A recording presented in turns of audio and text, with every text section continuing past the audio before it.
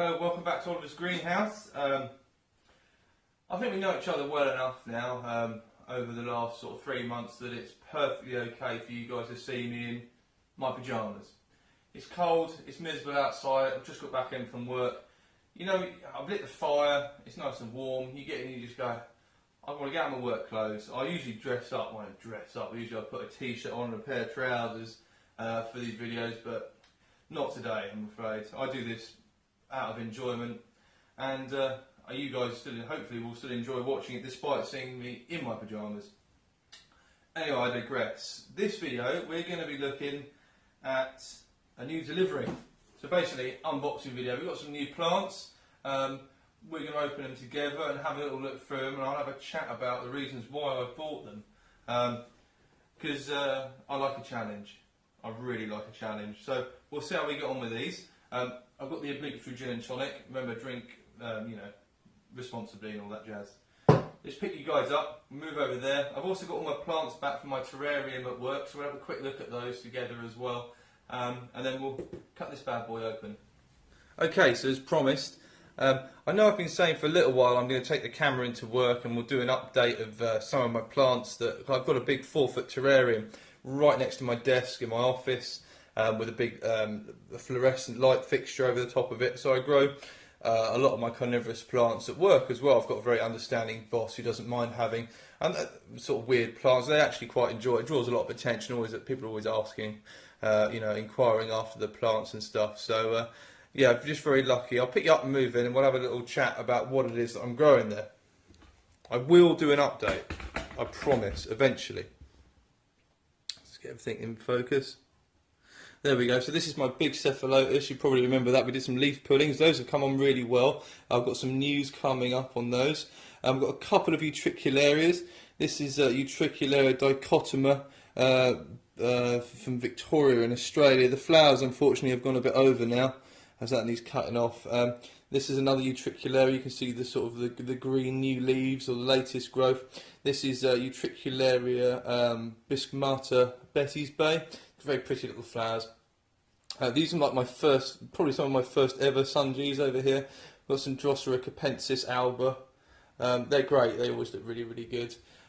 This is a little Drosera spatulata from Ahipara Gumfields. I've actually been there. So that's why I grow those. If we pan over, let's zoom it down a little bit and zoom in again. Okay, so over here we've got, I'm going to create shadow, I've got the work light on again.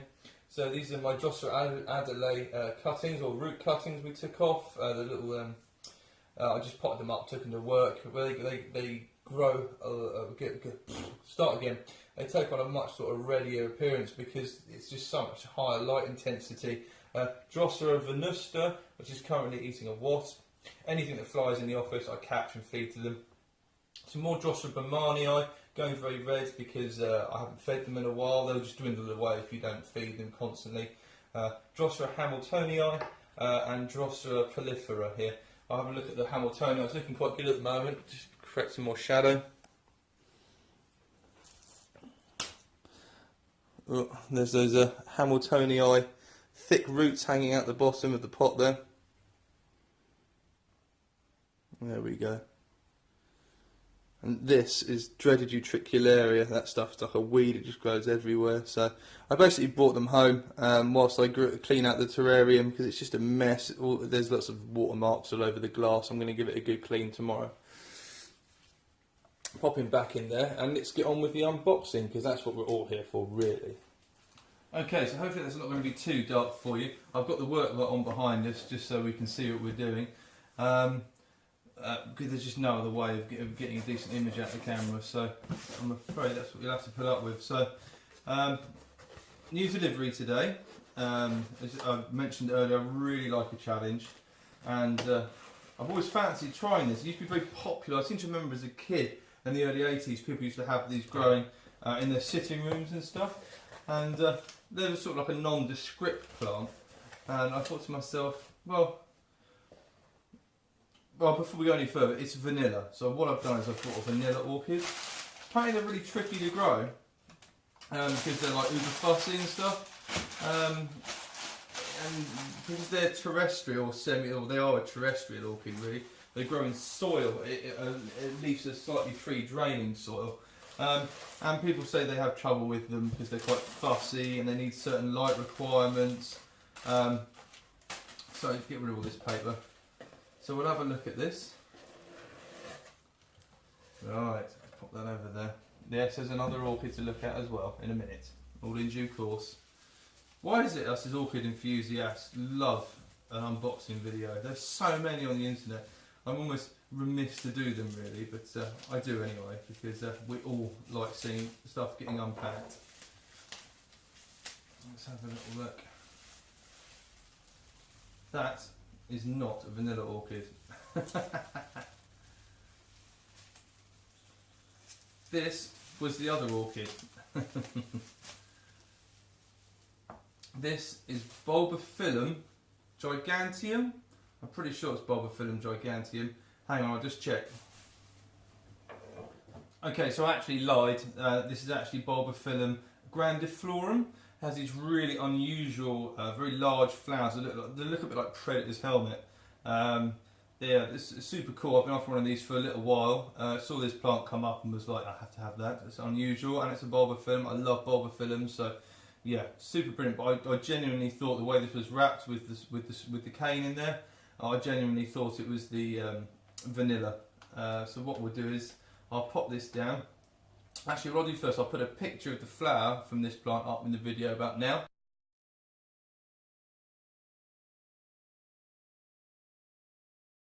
So you should be able to see why I chose it. It's an incredible looking flower. It's actually got what looks like a couple of spikes on it already. I'm not sure whether it's new growths or it's going to come into bloom, or they're flower spikes which are emerging. We'll have a look. I'll hold them up to the camera and we'll have a look.